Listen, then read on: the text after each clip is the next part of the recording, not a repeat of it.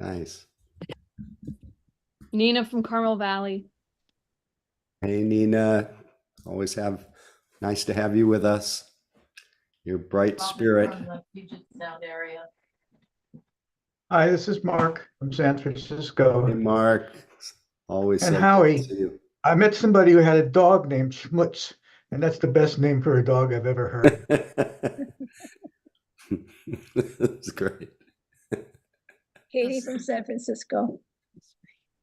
Who was that? Nina Oh, and Katie. Ron. Yes. Good to see you. Hi. Daryl from Lafayette. Hey, Daryl. Oops. Deborah in Albany. Hey, Deborah. David in Burlingame.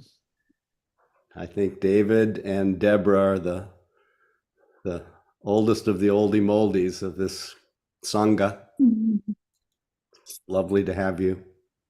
Eric from Los Angeles. Hi, everybody. Hey, Eric. Good to Doug see from you. San Francisco. Good evening, everyone. Hey, Doug. Glad to have you. He's from Berkeley. I didn't hear the name, but I heard Berkeley. Oh, Keith Keith. from Berkeley. Good to see you, Keith. Anyway, wonderful to hear your voices, go along with your faces. I am with throat lozenge, so hopefully it's not too distracting. Another wonderful opportunity with the support of each other to step out of the stream of distress, which is really mostly in our minds, because we don't really find it so much on present evidence. We don't find it when we just stop and keep quiet. We may feel the residue and physical sensations, moods, but if we can just meet them as presently arising experiences, everything that presents itself in real time is quite workable, at least meditatively. So we will hopefully create the conditions for you to accommodate whatever it is that makes up your present experience tonight. And what seems to create the most helpful conditions for accommodating our experience is a mind that is somewhat settled in the body, or at least in the same location. So let your eyes close softly. Notice how it heightens the inner sense of the sitting body. And come as close and intimate to the feeling of your body as you can, so that the idea of it gives way to that elemental experience of sensations, vibrations, pulses, temperature.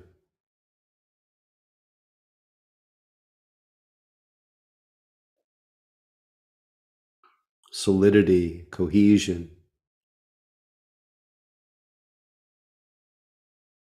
Notice how your attention, just resting in the sensations of your sitting body, brings, without any attempt to still the body just stills. It just steadies.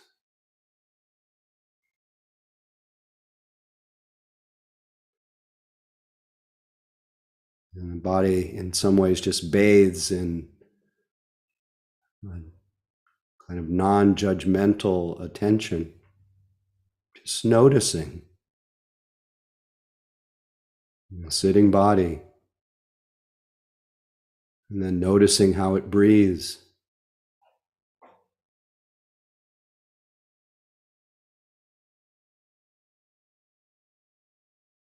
Making no attempt to breathe. And just notice the effect of your breath on your body. It expands and contracts, rises and falls. There may be a flaring at your nostrils, your upper lip. You feel some subtle sensations as the body breathes in and out. We can notice and maybe even enjoy the body's experience of its own breathing without interfering.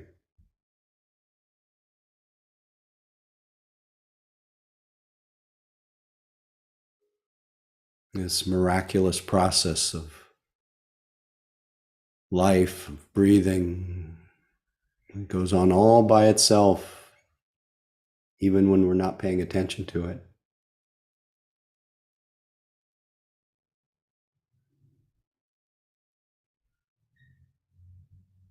But when it's given attention, it becomes a source of insight, a source of stillness, a source of relaxation.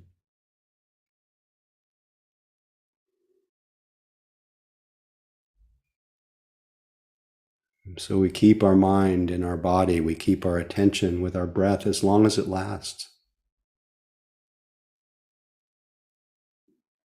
And notice how our body calms.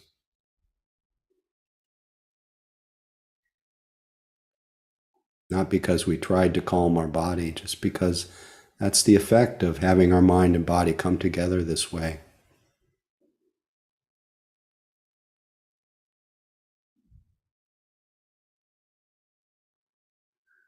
And if our mind and body come together, our mind also calms. Not because we tried to calm our mind, but because that's the byproduct of just having our mind and body together. Just this moment, just this body, just this breath.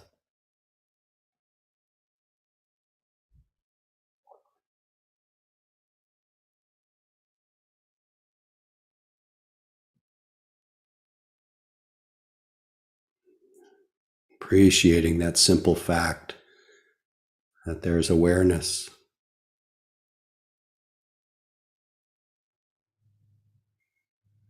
And just receiving the body's experience in that field of kind and interested and relaxed attention.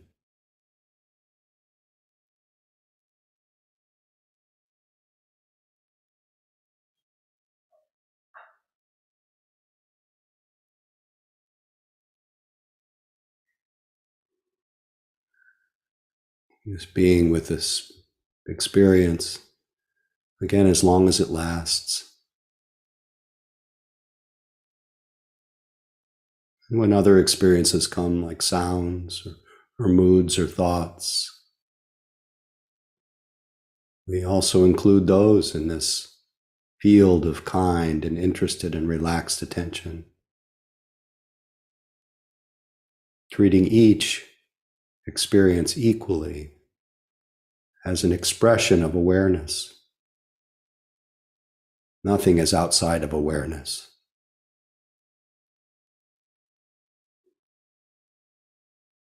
Nothing to get rid of, nothing to hold on to.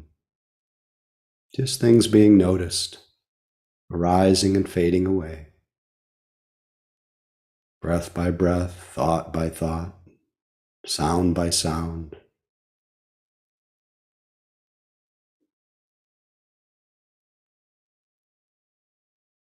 There will also be moments when mindfulness is not rising up to notice what's happening. We may slip off into fantasy, dreaming, planning, remembering. While we're lost, there's nothing we can do. But when mindfulness re-arises and we realize, wandering mind, celebrate that re-arising mindfulness. Just the thinking mind thinking. and in support of, in behalf of reconnecting with reality, with life as it is in this moment, we come back to our body, which is always here. Come back to our breath. Lovingly,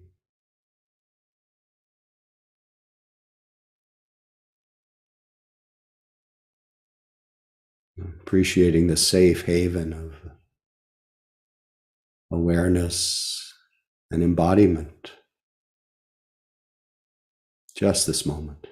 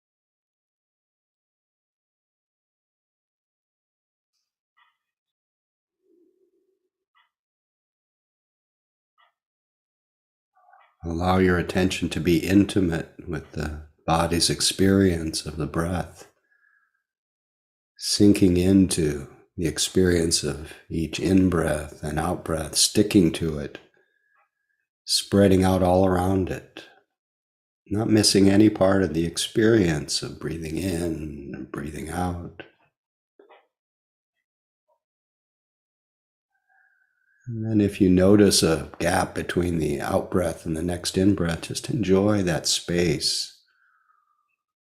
Enjoy the feeling of the whole body sitting as the attention waits for the next in-breath to call the attention. Just this moment, just this breath, or whatever's predominant. No other destination other than this moment. In this way, every moment is a new beginning.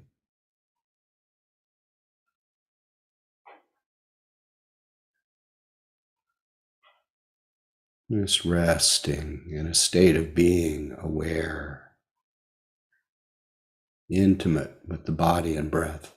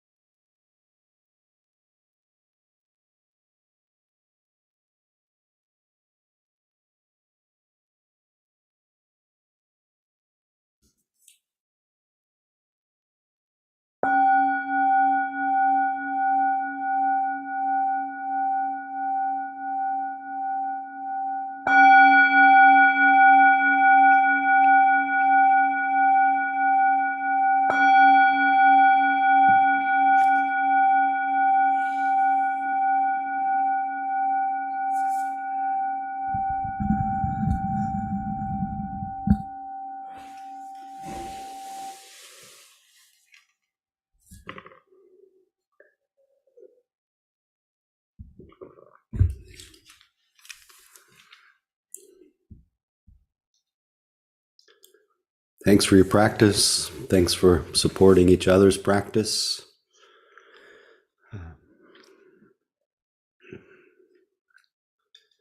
I am curious what you may have noticed during this sitting. Any questions came up, any topics, any comments, descriptions? Love to hear about it. And I'm sure other people would like to as well. Might be of some use to someone else. So are there any questions, topics, comments? Please feel free to use the raised hand function in the reactions part of at least the computer software.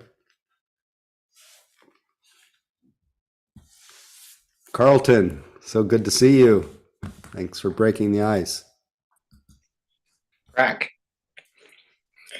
Hi, it's Hi. lovely to be here.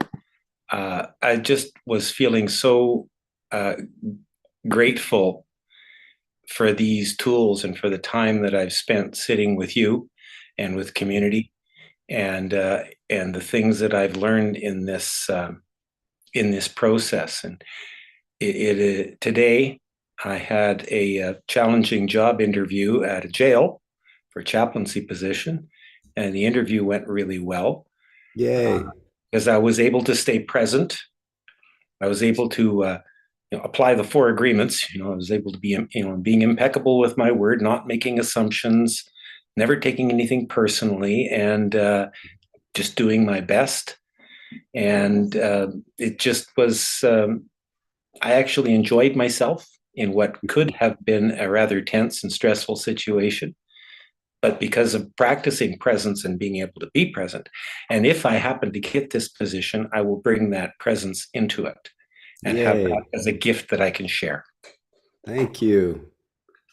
Thank you, Thank Howie. you. Thank you, Mission Dharma, and the local Sangha here. For those who don't know, I think Carlton is calling in from Regina, Saskatchewan. The wilds of the frozen prairie. Yes. Anyway, good luck with your job. Thank you. John, please feel free. So hi, Howie. I was just asking myself whether or not my mind is accompanying my body through this life, or whether my body is accompanying my mind through this life. Or then I'm asking myself, is there a watcher back behind the two that is actually in the seat and the other two are along for the ride?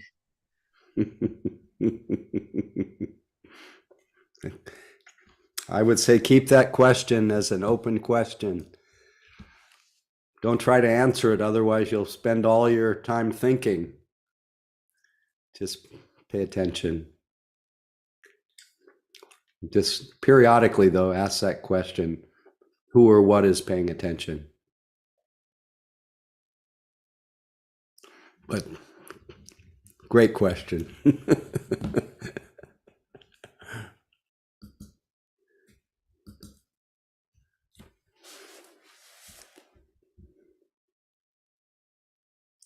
Yeah. Be fun to talk about sometime, but I don't want to tonight. Anybody else? Deborah, please feel free. Well, I had an annoying dog evening. I'm a little skittish poodle driving me nuts. But it was kind of an interesting thing because I knew the dog wasn't hungry or thirsty and just wanted. And I thought, you can want, dog. But I noticed maybe the first, I felt these like anger well up for a second, and annoyance, and I'm feeling like I've got to do something about it. But I felt this really cool sort of plane of space that was coming up in. And I don't know that I could have done that if I weren't sitting, but I could feel space around all of it, or as though it was like a dust devil in the desert or something. There was just space and then these things kind of like popping up.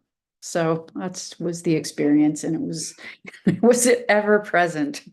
Not ever present, but the dog was kind of making quite a racket. No, beautiful description. Nothing really to add. There's obvious wisdom and experience in your description of noticing things arising unbidden, unwanted, but they arise, and then the reactions arise. And that is the great promise of meditative awareness, is it just increasingly puts a little space around things so that they can just be seen for what they are, related to, instead of being related from, where you're so caught in the reactions, to be able to notice, oh, dog barking, reactive mind. And then it's all workable, which it sounds like it was. It was workable, but it was definitely like each one of them was Yeah, just and But, yeah, each one of I mean, that's another reminder of how much actual stress comes with a reactive mind. When our mind is reactive, there's dukkha. It's hard. It's not easy to be with.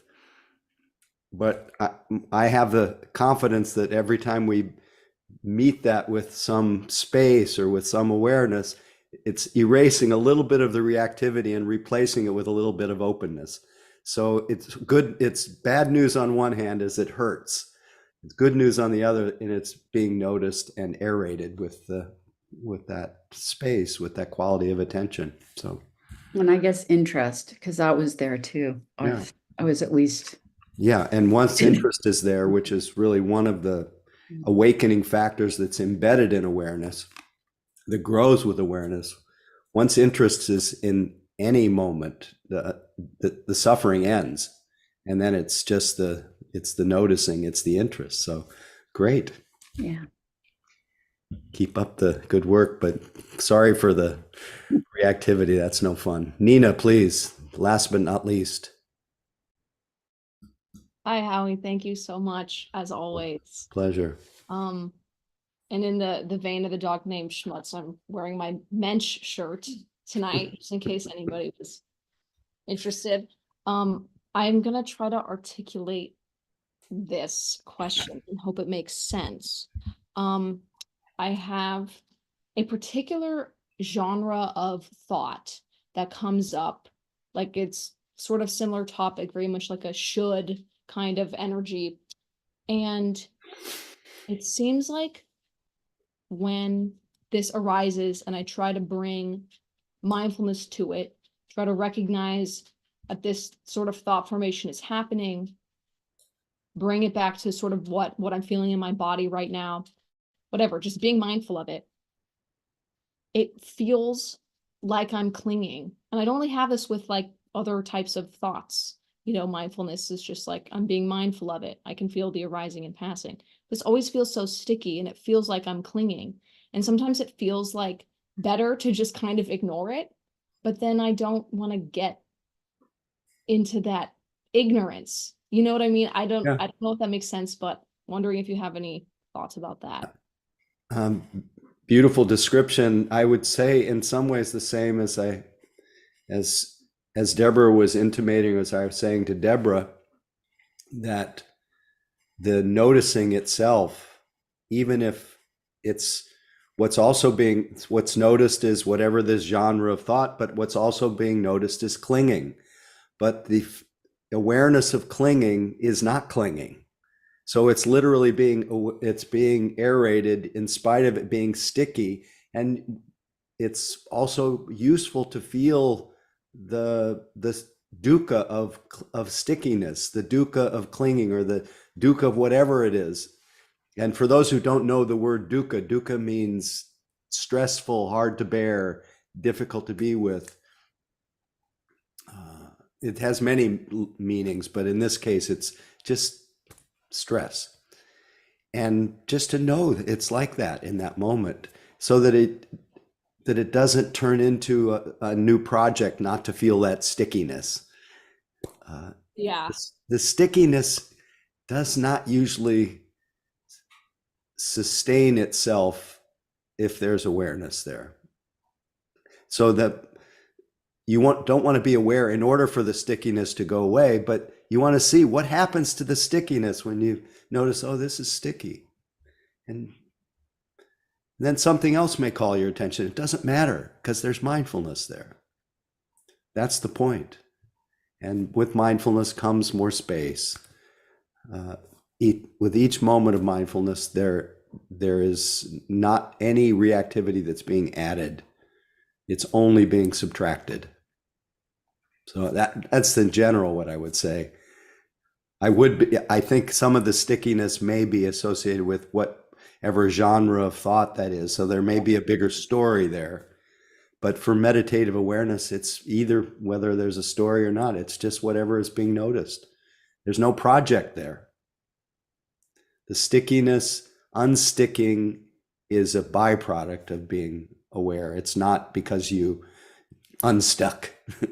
We don't unstick. We don't calm. We don't peaceful. Peace is the fruit of just being aware. So you can be happy that you're noticing. That's what. That's a beautiful thing from U Tejani. Says whatever you're experiencing right now is the right experience. Why? Because you're noticing it. Yeah. So keep up the good work. Thank you, Thank Howie. you. Sabina, since your hand popped up, we'll let you be the last. Please feel free. Thank you. Yeah, just quickly, I guess maybe it's a theme I was hearing in comments a little bit, but there's so much I'm trying to figure out, like what to do about in my life right now. And meditation, I like can't wait every week to come to this because I know I'm gonna have all those thoughts. But at least, and then it still feels like a little bit of a struggle to be like, you don't need to figure it out right now. You don't need to figure it out right now. Like career things and family things and just things. So I'm still thinking, there was a lot of thinking during this sit, but it's almost like a permission just to be like, there it is. And I don't have to have the answer during this 40 minutes. Mm-hmm. And it's amazing. And then I realize how much that is plaguing me, like during the day. But this always feels like a refuge, even if those worries are there. Well, I'm glad it's a refuge. I would love it if you could bring a little bit of that into your daily life. And if, when there's a decision, our mind is going to percolate whether we want to or not. And I think if there's a certain degree of permission to just know that that's what mind does, and you just let the mind percolate from now, but make sure that you put it also to good use when you do become aware that your mind is percolating, also to resource, to orient yourself to the present environment a little bit, but also be really easy about the fact that it's percolating. And then maybe that's what you bring to a Tuesday night, is your intention isn't to percolate, but there's more forgiveness around it. Yeah. So good luck. You know that decisions just get made. But there's no decider. I like that. I'm going to keep that with me the next few days. Yeah. It may go against the grain of the George Bush quote of "I'm the decider," but it's true. It's part of the stress of a decision is the view of the little me, the little voice inside that says, I have to decide. And that little one, even though it's so dependent on rational thinking, that it doesn't trust that decisions are made when many causes and conditions come together. Mm. And usually at some point after the me that thinks he or she's going to make that decision gives up. But you can't really make yourself give up, but just keep seeing the Dharma, keep understanding that everything is just a happening, that it's all selfless, the deciding, and it's just the creative expression of life. And it's really hard to not to be so dependent on the rational mind and just to let life and all the conditions come together. But that's really what the Dharma is about, is learning trust. And anyway, good luck. Thank you. Always nice to have you here. Okay. Mary, I think was, or Catherine was slipping in some of the announcements. So maybe before I share some stray thoughts, maybe we can have our announcements right now, since I noticed that something popped up in the... Yes. Hello, everyone. We are looking for more volunteers to help support the Sangha, doing various things. What I'm doing tonight, which is co-hosting or hosting the Zoom meeting. We have three volunteers who have been doing it for several years, and we would love to have more people who wanted to help. If you're interested, you can message me and I can give you more details about it, or reach out to Mary, who's also here tonight. And we also are looking for anyone who might have some web experience who could help us keep the website updated. And just a very simple task of downloading and naming Dharma talks, because we also post those on our website so people can find them and listen whenever they want. So please let me know, or Mary know, if you have interest, and we can tell you more about it. And thank you so much for your support of the Sangha. And as always, the other way to support the Sangha, and I know sometimes this comes at the end, but I want to give Howie time to do his Dharma talk, is Donna. And obviously no one is turned away for lack of funds, but we do appreciate any financial support that you can give for the teaching and in support of the Sangha. And I'll post ways that you can do that in the chat. So thanks again for your generosity.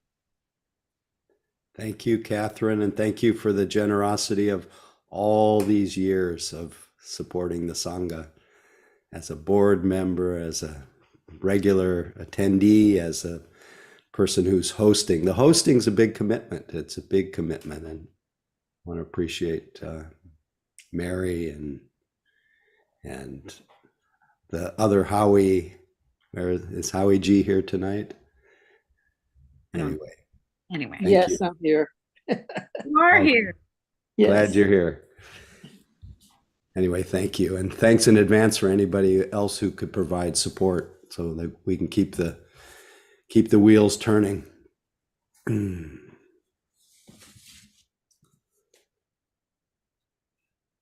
So I do feel a little bit better from sitting with you and just being in a Dharma field. It's amazing always that a virtual Dharma field is still a Dharma field, a field of an environment where we talk about truth and the way things are, and we orient ourselves toward goodwill, toward harmlessness, toward generosity, how that is gladdening of the heart, and it's actually healing in a way. But it doesn't take away from the many, many, many, many, many moments where there, at least today, many moments of reactivity to my health situation, to my whatever this respiratory virus or something that's going on. And it reminded me of all the many ways that that the word that kept coming to mind all day today was the word pride. How many ways pride pops into my mind, pops into my life, pops into our lives. And why did I use the word pride? Because in the Buddha's teaching, in fact, I say it often, the Buddha's guru, the teacher of the guru, was the reality of sickness. And he realized that as a 29-year-old that sickness, that health is not something that can be relied on. And it said that when he saw someone his own age who was quite ill, he immediately felt the cessation, a kind of popping out of a certain kind of pride that he had in health. And he saw that pride in health, identifying with health, is not very reliable, and it causes stress. Another way of saying pride is clinging to or identifying with. If you identify with health, when your health becomes diminished in some way, there's a certain kind of stress that's beyond just the discomfort of whatever symptoms may be. It's often an extra arrow, a compounding stress that comes from not liking that diminishment of health. And it seems really natural, but for the Buddha, that was a real turning point when he saw that pride or enchantment with health was a source of stress.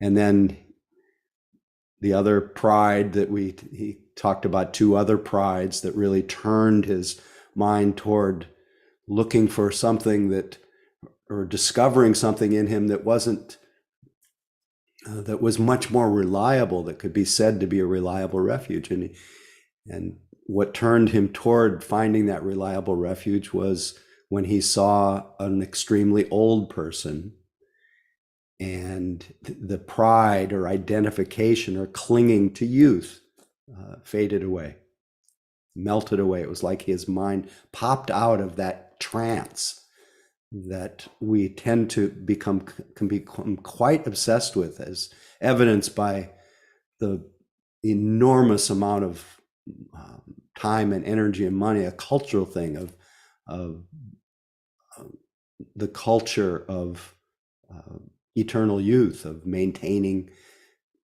youth with the hair dyes and the Botox and many things that are emblematic of a certain kind of pride in youth. And then when he saw a corpse, that was the real kicker. It said that his pride or identity or clinging to life actually melted away. And he realized in a congruent way that these things will happen to him, that these things happen to all of us, to the degree that we identify with this body. That's our number one identity, is with the body. That our pride in this body, pride in youth, pride in health, pride in life, it is a completely unreliable refuge. And the good news about this is that clinging to it brings stress, but letting go of this identity brings a great sense of freedom and allows us to touch into a sense of well-being, a sense of freedom that is unstuck, that is beyond the power and influence of whatever's happening with our body. And in the Buddha's case, he clung and he tried and and he resisted, and then when his mind let go, he discovered in a flash of insight an unshakable peace, a unconditional happiness. He called lokuttara sukha, beyond the power and influence of any conditions.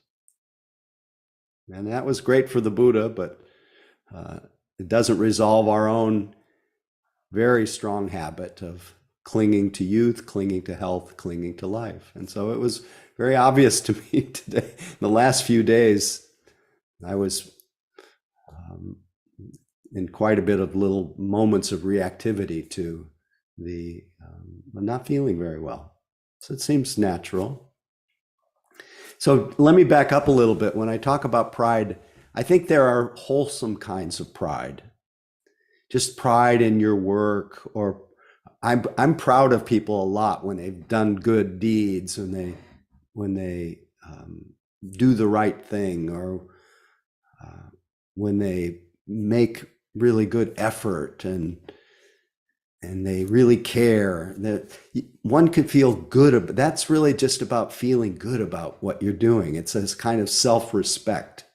That's a wholesome kind of pride that I think is useful for individuals to experience. But even that kind of pride in one's actions of body and speech and mind is ultimately unreliable, because somebody might come along and say, yeah, you did okay.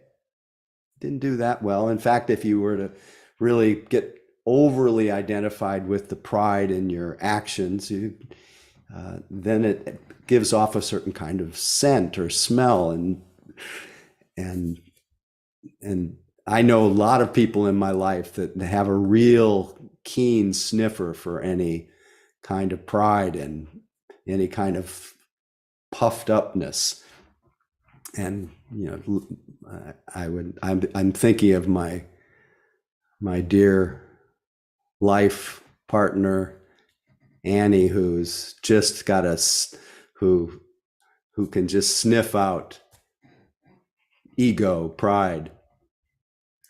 But there's a certain kind of pride that's really wholesome and helpful. So it's not to just throw away pride, but it's the kind of pride that is clung to and identified with. And it's not just the pride in youth and the pride in health and the pride in life, but it's the pride in views, pride in wealth, pride in education, pride in all of these places that actually divide us and separate us out from the shared connection with life.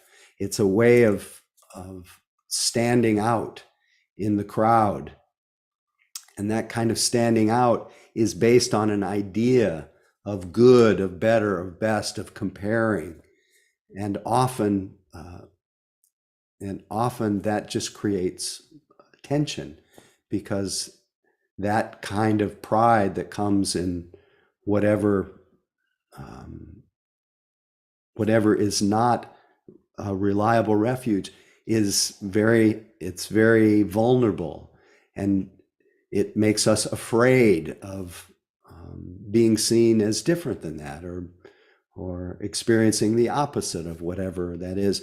Someone taking an opposite view. There's so many moments that I've had in my own mind and with other people, views about war, about religion, about politics. It's just so much identity, so much pride in views, and so much divisiveness that comes from our identity with views. And the beauty of meditation practice, and why I even talk about this, because we all know this pride, but the beauty of it, of meditation, is that we can begin to relate. As I was speaking in one of the questions or comments tonight, that we can relate to pride as another habit of mind, another tendency of mind, not something that one needs to get rid of, but something to notice the dukkha of it, the discomfort of it, to notice the inflated feeling, I remember my friend James Barras, and this is just such a perfect example that, at least in a meditative world, is such a good example. He and I together, along with many friends and many thousands of people, had the good fortune of doing long practice periods, months at a time, at different meditation centers. And when one is really quiet and the continuity of mindfulness becomes so strong, you get to see all the little nuances of what your mind is doing. And he would notice that he would be just innocently doing walking meditation, just attending to each step. Nothing could be more sublime, more simple, more neutral in a way.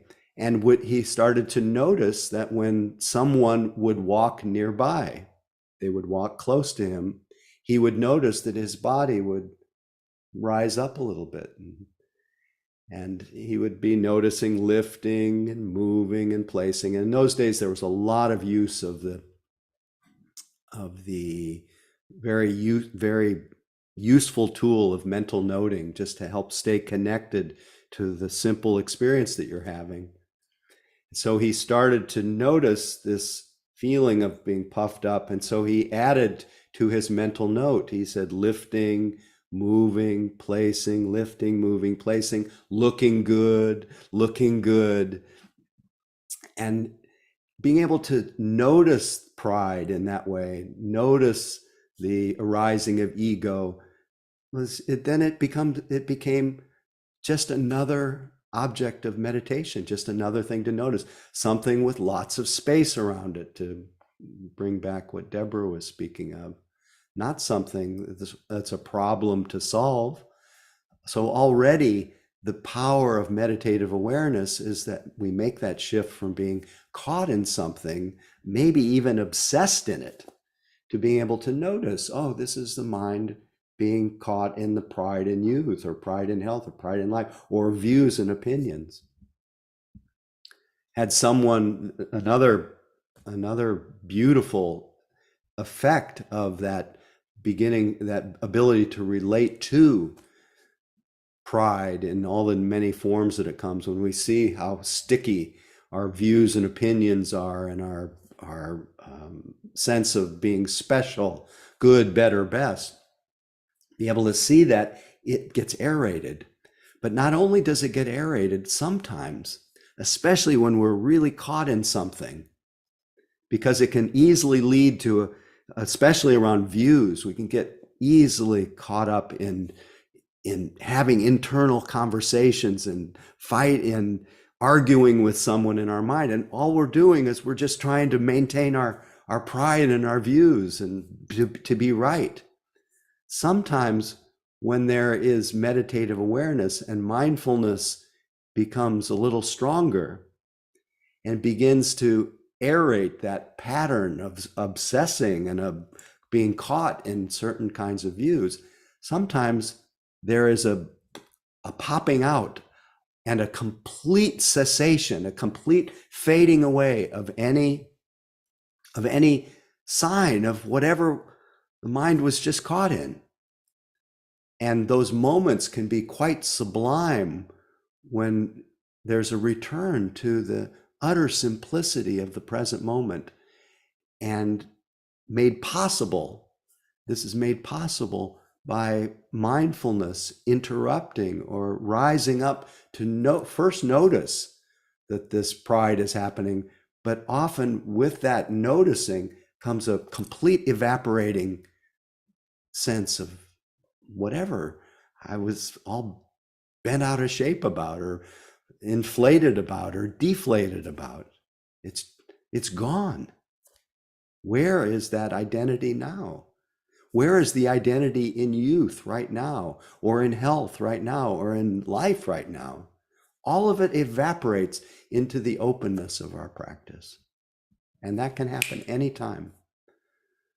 So relating to is one thing, but seeing the complete cessation of that is another. And we have that there are many kinds of cessation experiences. There are many kinds of, it's another way of saying it's many kinds of nirvana experiences if we just noticed.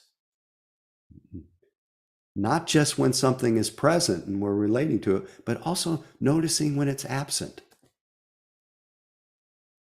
Like where is that drama that you were absorbed in all day? Where is it now? After your last thought has ceased and before the next one comes. Is there not in this instant a vivid clarity? Just clear, just open.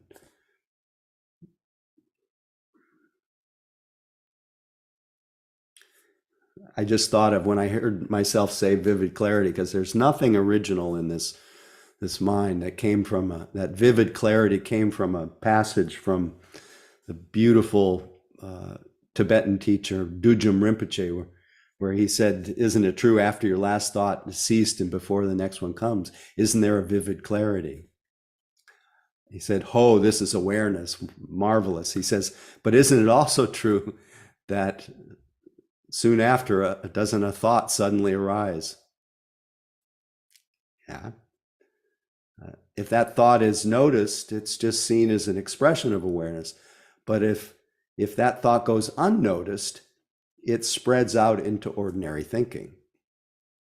And he said that little chain of thinking that often happens is he called the chain of delusion.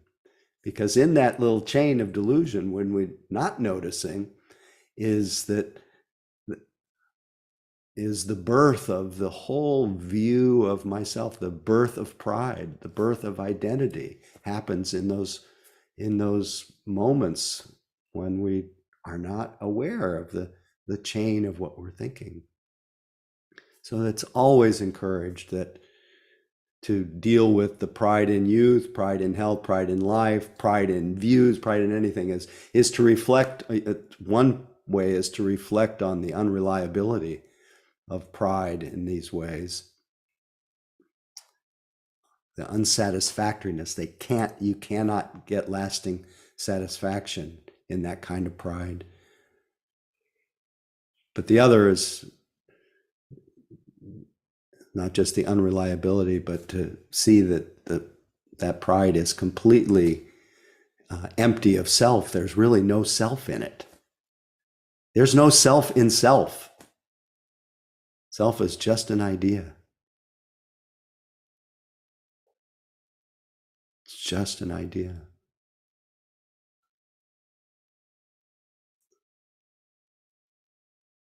So that cessation I was speaking of, it's a moment of letting go where there's just not clinging to youth, health, life, views. It's funny, when I was thinking about this early today, and it's really likened to, for some reason, I thought today of the moment that my father died.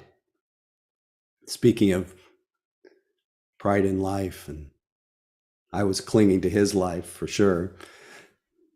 Didn't want him to die. But of course, I understood that it's in the nature of everyone who's born dies. But anyway, at the moment, I could feel him kind of struggling with, there was still some kind of clinging to life, clinging to this body, still body identification. And I whispered in his ear, I said, it's okay to let go. And then that very next instant, and the room just filled with light as he let go. We talk about, I think I ended last week with, if you let go a little, you have a little peace. Let go a lot, you'll have a lot of peace. You let go completely, you have complete peace and freedom. And so I think this letting go, this being aware, this relating to without clinging to whatever is going on in our mind. I think it really prepares us for the letting go of this body dropping away. It's another kind of freedom. And I realize I have a lot of work to do, since it's hard to let go or let be with just a little schmutz with a little respiratory illness. But it's so funny, and I think it's related to it's all body identity, but it's I think it's the age related, every little illness at a certain, and I just turned 70, and I'm a healthy youngish 70. But there's always that little added extra view. Does this mean something's really bad's going to happen? And it's just so transparent, showing that there is still pride in this life. There's still very strong body identification in moments, and then moments when I can't even find a body. I can't even find someone who's embodied. I realize in other moments that that's just an idea. But to help me along and help you along, I sometimes reflect on something similar, but I'll read to you the words of Thich Nhat Hanh, where he reminds us to rest in that which is not the body. This body is not me. I am not caught in this body. I am life without boundaries. I have never been born, and I have never died. Since beginningless time, I've always been free. May we all realize that, the deathless. May we all realize the highest happiness, sometimes described as the happiness of cessation, sometimes described as the happiness of peace, sometimes the deathless, the unconditioned. Doesn't matter what the name, but the wish is to be free. So may all beings relate to the vulnerabilities of life with grace, with equanimity, with ease. And may all beings be liberated. So thanks for listening, and thanks for your practice. Thanks for your generosity, and feel free to unmute and say good night. Oh, wait, let me leave you with a blessing from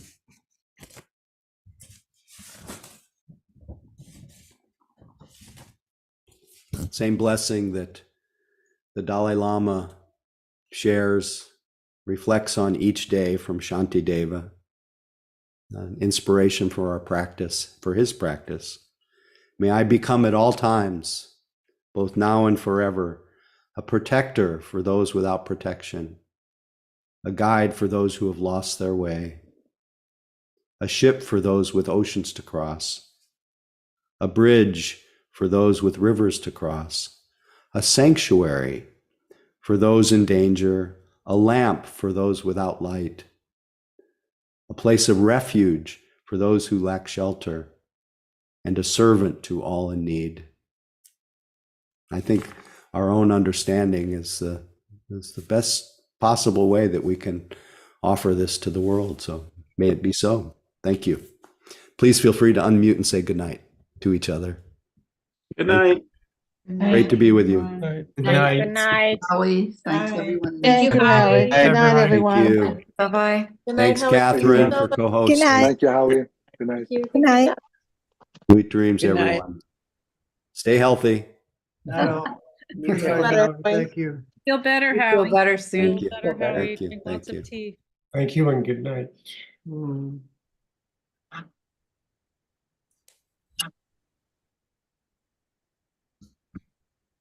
See ya.